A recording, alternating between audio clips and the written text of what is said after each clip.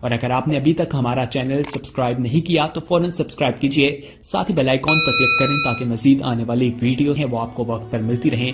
السلام علیکم ناظرین، آج ہمارے ساتھ موجود ہے مختار احمد خان نیازی صاحب جو سینئر قانون دان ہیں، اور ان سے آج بات چیت کریں گے۔ ایک تو جو کل سپریم کورٹ کا فیصلہ آیا ہے، فوجی عدالتیں جو ہے کالعدم قرار دے دیا گیا ہے ان کو، اور دوسرا جو ہے الیکشن کے سلسلے میں جو ہے 90 دن قانون کے مطابق جو ہے 90 دن میں الیکشن ہوتا ہے، نگران حکومت جو ہے 90 دن کے اندر الیکشن کرواتی ہے۔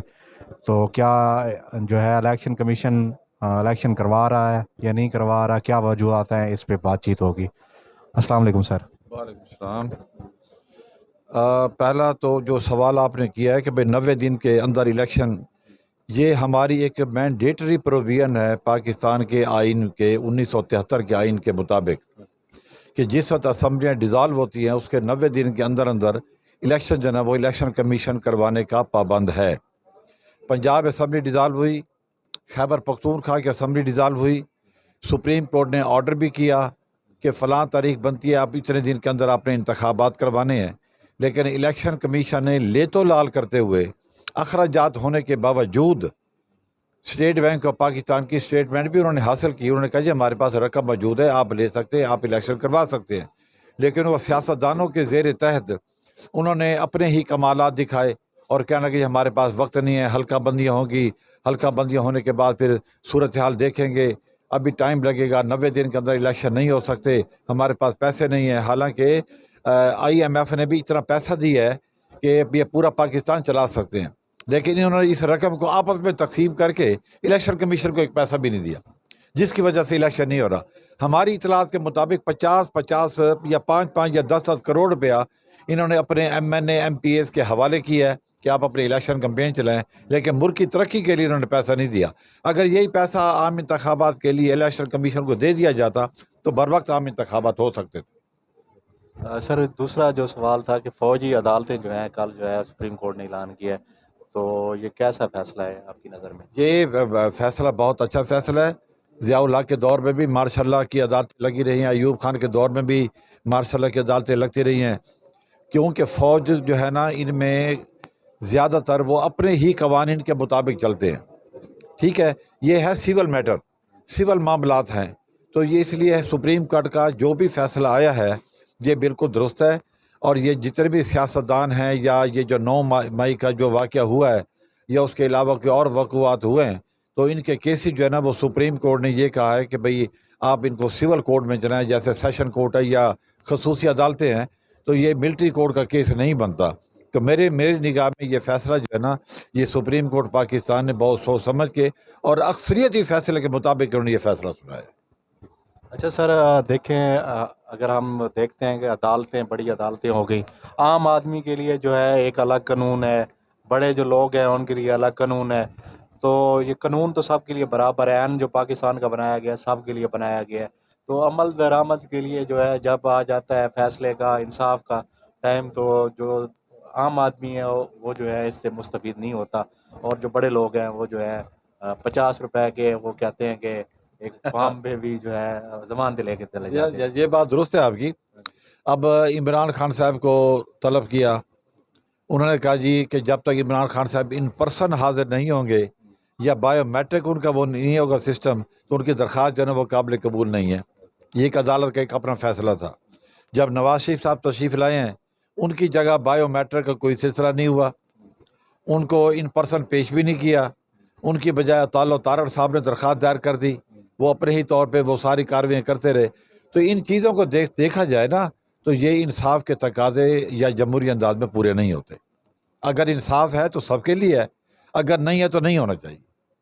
اچھا سر، وکلا برادری نے جو ہے بڑی خدمات سر انجام دی ہیں، پاکستان بننے سے لے کے چیف جسٹس افتخار چودھری کی بحالی کی تحریک اور جتنی بھی تحریکیں اور جو عام لوگوں کی مسئلے مسائل ہیں آپ دیکھ رہے ہیں، ملکی حالات میں جو ہے وکلا بین جب اکٹھی ہو جاتی ہے وکلا برادری تو ایک مضبوط طاقت بن جاتی ہے، تو آپ کیا پیغام دینا چاہتے ہیں وکلا برادری کو؟ دیکھیں جی، پاکستان کا قیام جو ہے نا ایک وکیل کی جدوجہد کا نتیجہ ہے۔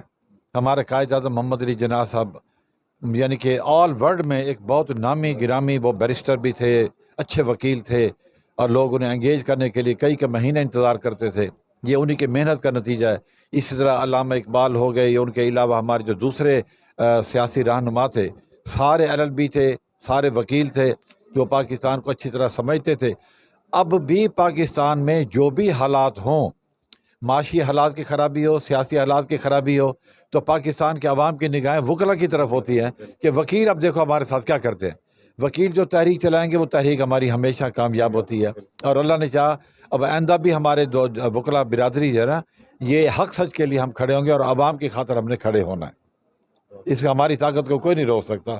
الحمدللہ هو الوکیل، اللہ تعالیٰ بھی ہمارا سب سے بڑا وکیل تو اللہ تعالیٰ کی ذات ہے.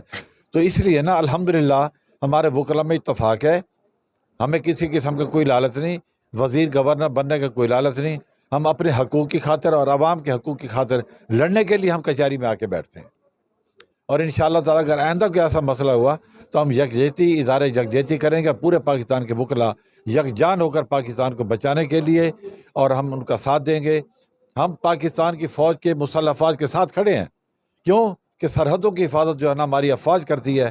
اتنے ہی ہمارے جوان فوجی شہید ہو چکے ہیں، تو انہی کی وجہ سے ہمارا پاکستان جو ہے نا وہ اپنے مقام پہ کھڑا ہوا ہے، اور ہم ان کے لیے سیسا پلائی ہوئی دیوار کے طور پہ ہم کام کریں گے. اچھا سر، آخری ٹاپک سے ہٹ کے ایک سوال فلسطین کے حوالے سے. ہمارا جو قبلہ ہے اول، اور آج جتنا ظلم کر رہی ہے اسرائیلی ہاں. فوج، اس سلسلے میں جو ہے آپ کیا پیغام دیتے ہیں مسلمان حکمرانوں کو خاص طور پہ؟ دیکھیں جی، اس میں ہمیں بہت دکھ ہوا ہے. جو حالات ہم نے وہاں دیکھے، جو وہاں کی تصاویر دیکھی ہیں، اسرائیل نے کارپیٹنگ بمباری کی ہے وہاں، اور بلڈنگوں کی بلڈنگیں تباہ کی ہیں. بچے، بوڑھے، جوان ہزاروں کی تعداد میں شہید ہوئے ہیں. لیکن حیران ہیں ہم عرب ممالک پر، جو اپنی بادشاہت بچانے کے لیے، اپنے آپ کو بچانے کے لیے مسلمان بھائیوں کو وہ لوگ ساتھ نہیں دے رہے. اب کئی ممالک ہیں جنہوں نے اسرائیل کو تسلیم کر لیا ہے، ٹھیک ہے نا. یہ ایسا ان کو نہیں کرنا چاہیے تھا. اب وہ کہہ رہے ہیں کہ بھئی آپ آئیں ہمارے ساتھ بیٹھ کے بات کریں، ہم آپ کے ساتھ بات کرنا چاہتے ہیں، آپ ہمارے قیدی چھوڑیں، ہم آپ کے قیدی چھوڑتے ہیں. تو لیکن ان معاملات کو نا وہ سعودی عرب یا OIC جو ہے نا، یہ صرف ان کی مذمت کی حد تک، اس کے علاوہ ان کے پاس اور کوئی کام نہیں. اگر ان کا کوئی ساتھ اسرائیل کی مخالفت میں فلسطینیوں کا کوئی ساتھ دے رہا ہے تو وہ اس وقت ترکی اور ایران کو تو ہم جو ہے مسلمان کافر ہیں، اور وہی جو ہے سب سے بڑھ گیا. ہاں جی. تو ایران جو ہے نا جی، ایران نے یہ کہا ہے کہ بھئی ہم جو ہے نا ہر وقت انشاءاللہ فلسطینیوں کے ساتھ کھڑے ہیں. اخلاقی، سماجی، معاشی، جو بھی ان کی مدد ہوگی ہم کر رہے ہیں اور کرتے رہیں گے. دیکھتے ہیں کہ جو ہے فلسطین کی نظریں جو ہے پاکستان پہ ہیں، کیونکہ آگے اتنی طاقت بھی ہے جو ہاں. لیکن یہاں حالات کچھ اس قسم کے ہیں نا کہ اس معاملے میں وہ ہمارے حکومتی معاملات جو ہے نا وہ اپنے حساب سے چلتے ہیں. اب وزیر اعظم کا بیان جو ہے نا صرف اس حد تک ہے جی ہم ان کی مذمت کرتے ہیں یا ہم ان کی سپورٹ کرتے ہیں. اس کے علاوہ جو ہے نا انہوں نے مالی امداد تو بھیجی ہے، یہ ادویات، بستر، خیمے وغیرہ، لیکن اس سے کچھ نہیں ہوتا. جب تک اصل جو ہے نا یہ جو امداد ہے نا یہ ہوتی ہے ایک یعنی کہ انفرادی جو کہتے ہیں افرادی قوت، ان کو اگر بھیجا جائے تو وہ جا کے وہاں معاملات کو سیدھا کر سکتے ہیں. کیونکہ پاکستان کی مسلح افواج ہو یا پاکستان کے جو دوسرے ہمارے جو ادارے ہیں یہ بہت مضبوط ہیں. یہ پاکستان کو بچانے کے لیے، عالم اسلام کو بچانے کے لیے اہم کردار ادا کر سکتے ہیں.